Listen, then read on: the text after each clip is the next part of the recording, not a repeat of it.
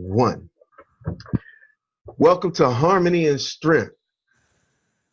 Our goal is to promote health and well-being in the various areas of life and to educate and empower you with holistic information for optimum living. My name is Simbi, and I'm with Brother Halim, and we are Harmony and Strength. That's right. So now, as we begin, we want to invite you to like our Facebook page at Harmony and Strength, and make sure you visit our website, www.qualityheartbeats.com, to partake in some of our offerings for your optimal enjoyment of life. And also, we want you to check out our new product called Sweet and Tight. So I'm going to go on and do a screen share real quick. Pardon me.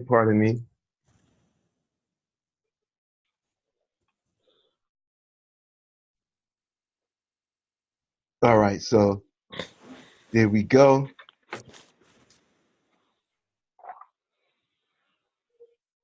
Can you?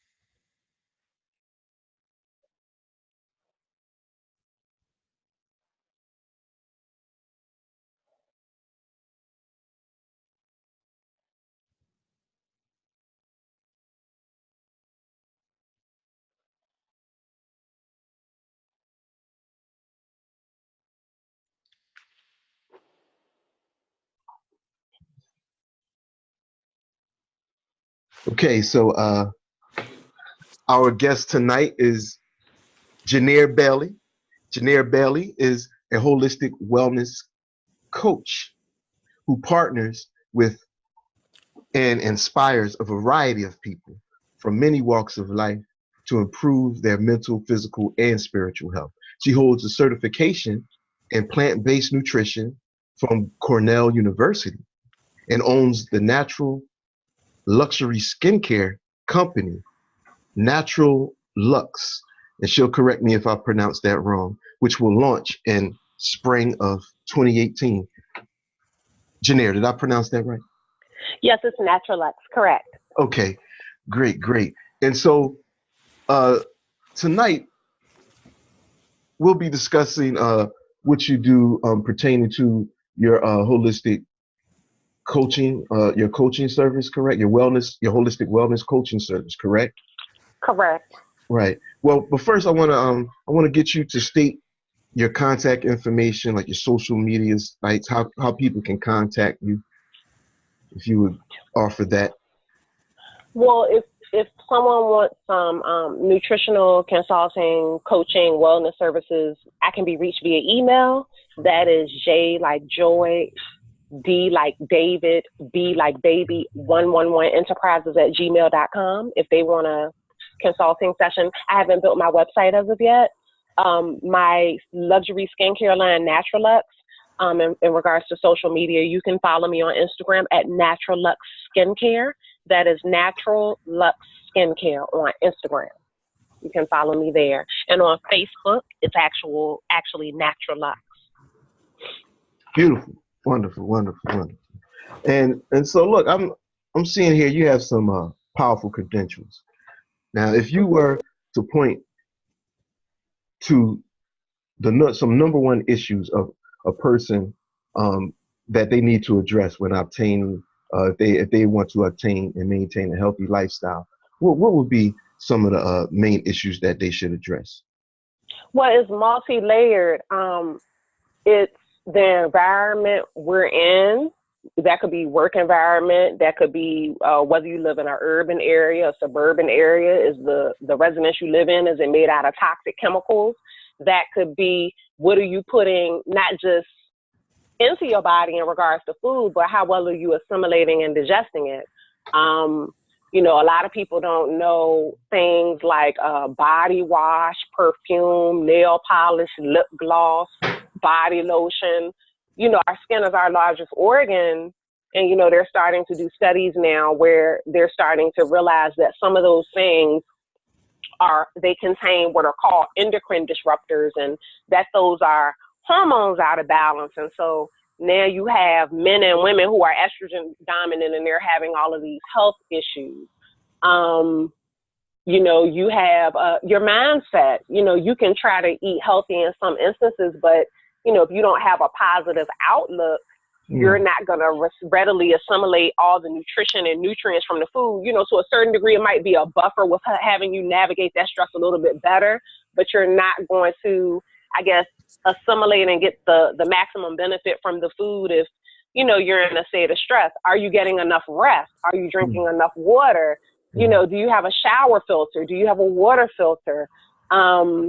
You know, there are a lot of different tiers to what it is to live a healthy lifestyle. What type of relationships are we having? And I'm not just talking about, you know, sexual boyfriend, girlfriend, husband, wife, fiance type relationships. I'm talking about with our family, with our friends, with our coworkers. You know, those sorts of things affect us too. You know, as melanated people, you know, living in this system we live in, this global system of white supremacy, that too affects our health. And then that spills over into a lot of areas of their life. I don't know whether you gentlemen are aware, but there was recently a study that came out, and they've been tracking it for a long time.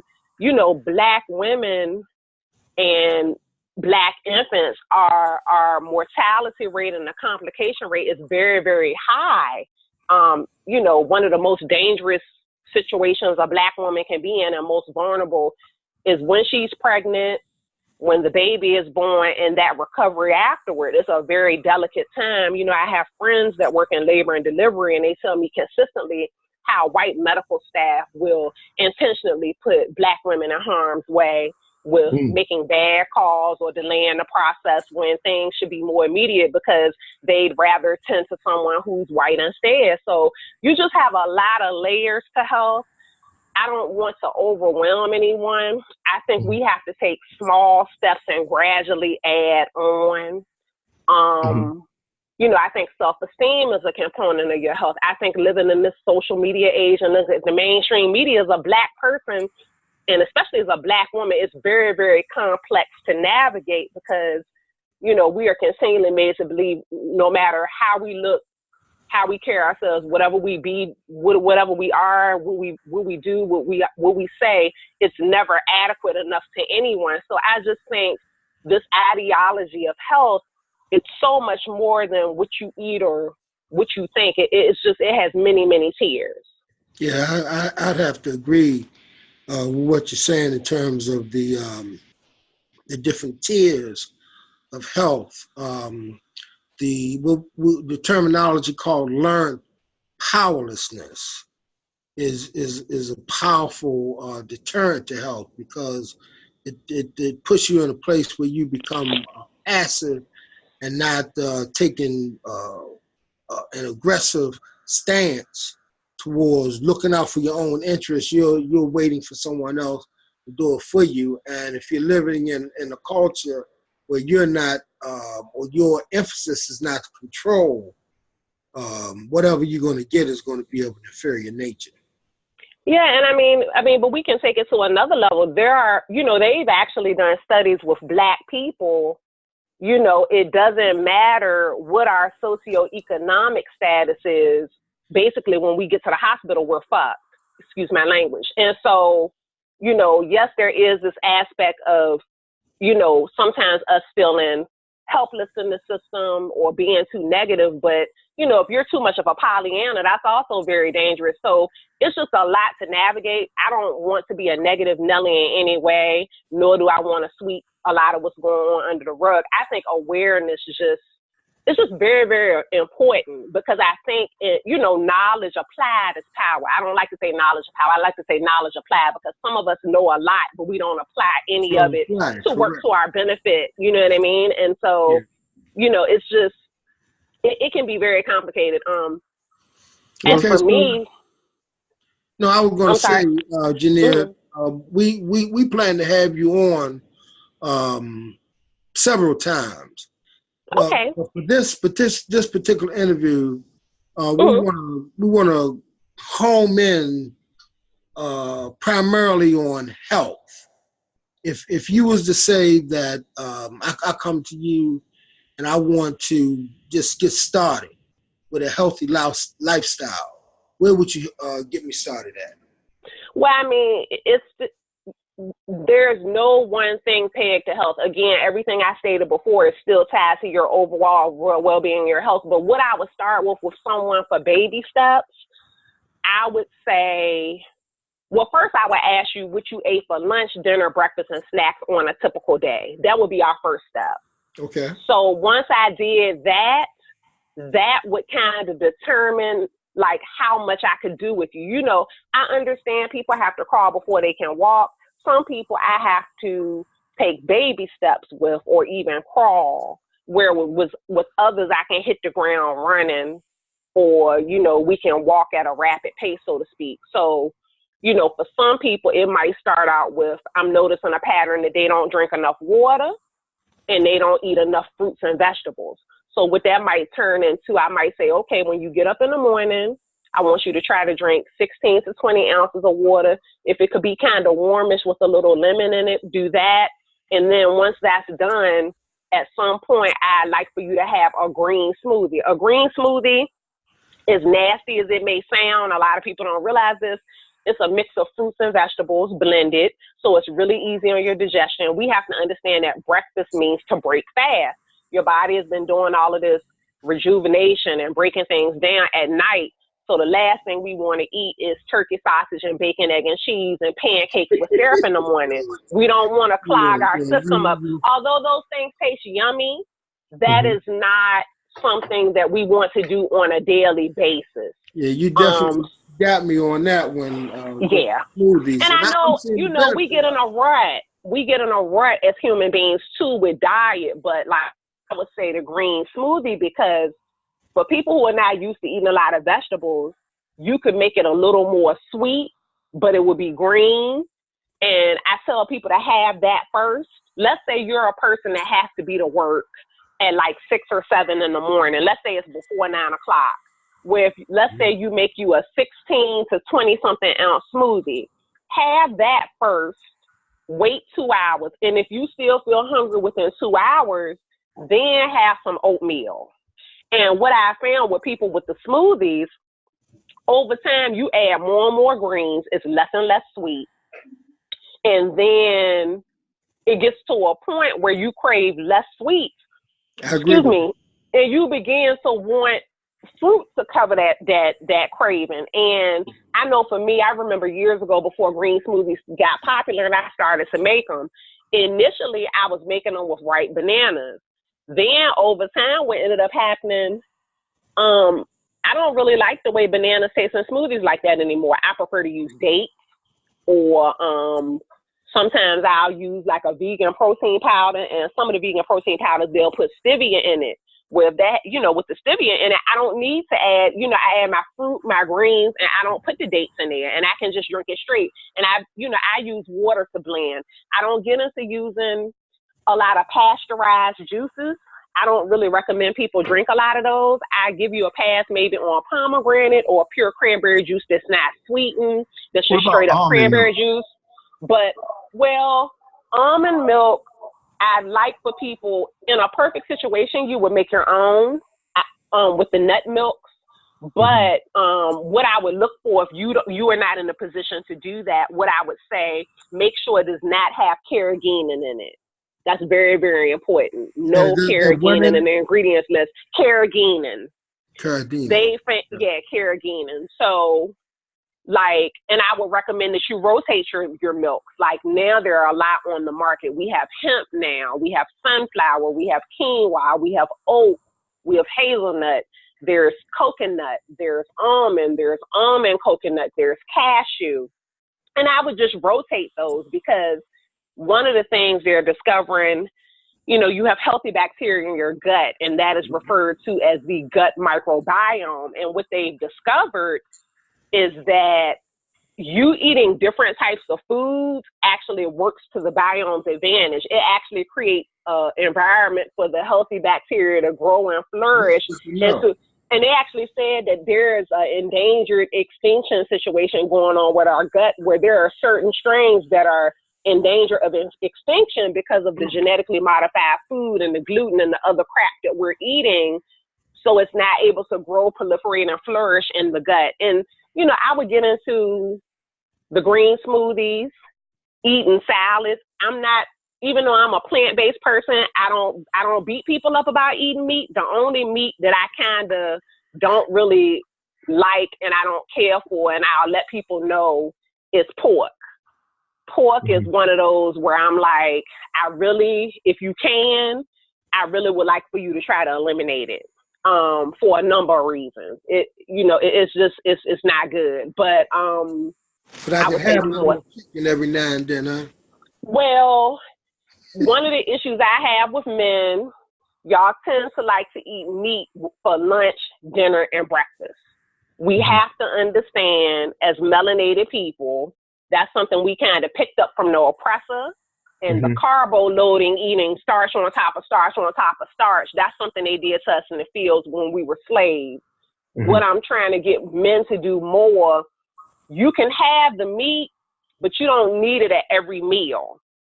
And I might tell a guy, do the green smoothie because he got to be to work early in the morning. And then I might tell him, well, what about some oatmeal with some fruit and some nuts in it? Like a nice steel cut oatmeal, or you can make hot cereals from things other than oatmeal, buckwheat, amaranth, quinoa. Grits. No. I don't propose. Because eating a lot of corn is not good for you. I'll get into that in a whole nother show because we could go on tangents about a lot of different stuff with diet. I don't make a habit of eating a lot of corn. They've done a lot of studies where even they're saying that most of the corn supply has been tampered with, is genetically modified. And they've even said with people that have digestive issues, if they really want to heal the gut, corn has to go. Okay. I do have a question. Yeah. Do you ever recommend fasting as a way to heal the body? Oh, absolutely. I recently did one kind of for the spring equinox, and it was modified. I mean, there are a lot of different ways to fast. I've never done a water fast, though I know it can be beneficial, and there are people that do it where it's medically supervised.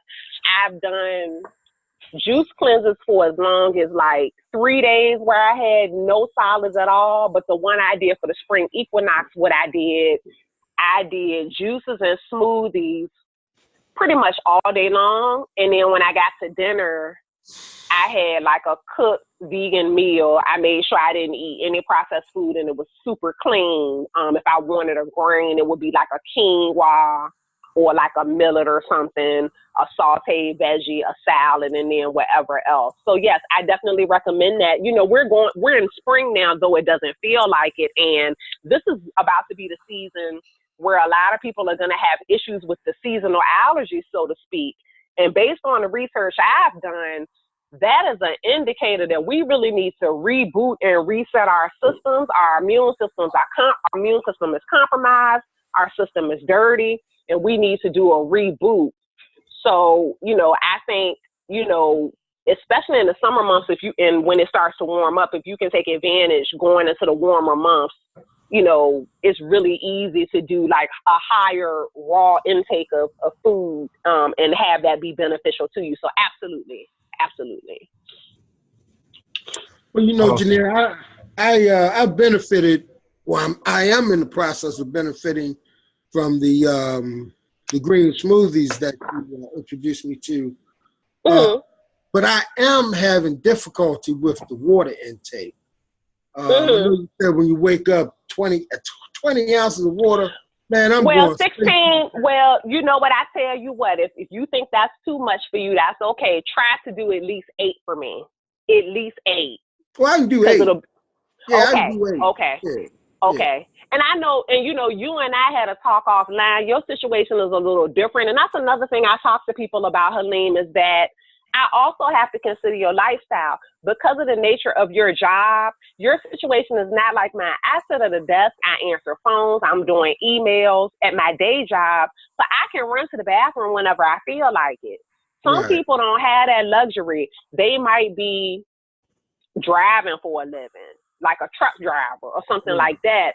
And that's a little tricky. What I would say for someone like that, you might want to try to set up a window every so often where you can stretch your legs and you can have a little sip of water. Even if you can't chug 20 ounces, let it be maybe, 8 to 10 where you can get that in and you can kind of space it out in between you driving wherever you're going to drive. But yes, you and I, your situation is a little unique in that regard. So I get it, because you can't be pulling over every few minutes to go to the bathroom. You don't have that luxury. You're working. I get that. Yes, we had that conversation. So you was getting ready to say something? Yes. Oh, I was going to ask, like, as far as like high blood pressure and diabetes, they seem to be like, real big killers in the Black community. Do you help people to reverse those situations? Well, it's been scientifically proven those things can be reversed with diet. I can give you guys a little short blurb on why I started on the path I'm on. In my family, my mother's had high blood pressure for as long as I can remember. Both of my parents are actually diabetic. One loves sweets and one loves starches. Starches turn to sugar. My dad, I think all of his siblings are diabetic except for one. My paternal grandmother died from colon cancer, which was kind of medical malpractice because they misdiagnosed her. My maternal grandmother had breast cancer and had a mastectomy, but she died from complications from rheumatoid arthritis. I think my maternal grandfather died of a massive heart attack the year I was born. He died in the spring. I was born in the fall. So, we know a lot more about health now, and it's readily accessible. People do what they want to do for different reasons, because some of us are very resistant and fearful of change. And I know food is heavily linked to culture and how we interact and engage with each other. That can be a factor as well. But yes, I would help people with those things. And, those things have a number of factors. It's not just what you eat. They've proven that in some instances, with high blood pressure and diabetes, it can be because of heavy metal toxicity. It can be deficiency in certain nutrients. Like, it's really, really fascinating. You can jump into a rabbit hole with those. In fact, there's a book people can get. It's by a holistic MD. His name is Dr. Gabriel Cousins. There are a lot of people who've healed diabetes different ways. One of his books. Yeah, there is a cure for diabetes. He actually uses a juicing protocol so that, and he spaces it out so you don't have spikes with the blood sugar. But I know he'll put a lot of studies in that book. I think the highest instance of juvenile diabetes in the world is in Northern Europe. I think it might be in Finland or Denmark, and they have access to reindeer, and it's free-range reindeer milk, but yet the children have a really high rate of diabetes. Now, I know here in America, at one point they were saying, because the dairy contained a growth hormone, they were wondering, was that increasing the rate of diabetes here? So you kind of jump into a rabbit hole with diseases. It's not always one causative factor that causes an illness, or as simple as, it's just what you're eating. It can be stress levels and different types of toxins like heavy metals and other things too. And again, if I were to help someone, we would do baby steps in such a way that a year or two would pass and they would be in awe. They'd be like, oh, wow, like I never thought I would be using and doing this much natural stuff, but I would do it in such a way so that they didn't overwhelm. I'm not one for telling people to throw a whole bunch of stuff in the garbage because, we spend money on stuff. Certain stuff I might say, okay, that's got to go. But other things, I'd be like, you know what, you use that. And when it's done, you get this instead. So, you work with people and you meet them where they are. but I don't want to work with anyone that's not going to be serious about going all in. That's a waste of my time, and it's a waste of their money and their energy. Right. Mhm. Wonderful. Well, look, we're running out of time. Jeniere, we want to thank you for joining us on our first broadcast for Harmony and Strength. Okay. Thank And you. go on and share your contact information one more time for the audience so they can contact you and find out more about your wellness coach services. Okay, so the email that people can reach me at if they want wellness coaching services, and I'll discuss, I've already discussed what I will offer, but I could tell them more about like pricing and packages. If they wanted to do a package, they can reach out to me at J like joyful, D like David, B like baby, 111 enterprises at gmail.com. Again, JDB111 enterprises at gmail.com. And for my luxury skincare line that is launching this spring, my Facebook is Naturalux, and my IG is Naturalux Skincare, and they can find me there. Wonderful. We'll make sure we'll have those links attached to the video. Okay. Once we post it. And okay. And I do want to mention to the audience to go to our website, www.qualityheartbeats.com, and hit the link for go scroll down and hit Sweet and Tight. It's our new product. Halim, tell the people about our new product, Sweet and Tight. Well, Sweet and Tight is a product that we use to pull toxins out of the body, and then add fruit extracts to add a sweetness. And it's primarily for women, but it's also for men. We really, you have to see our ad. The ad just tells you everything that you need to know. We're going to get that ad up, and we're going to you're going to really enjoy it. But for now, you can go to the website qualityheartbeats.com, and everything that you need to know is right there. Just test that button for Sweet and Tight, and all the information that you need to know will be there. That's right. Thank you, Halim. And we want to thank you all for watching the Harmony and Strength show. We pray that you received some beneficial information tonight that you can put to good use towards your optimal living experience. So we want to sign off, and we want to say good night. Good night. Good night.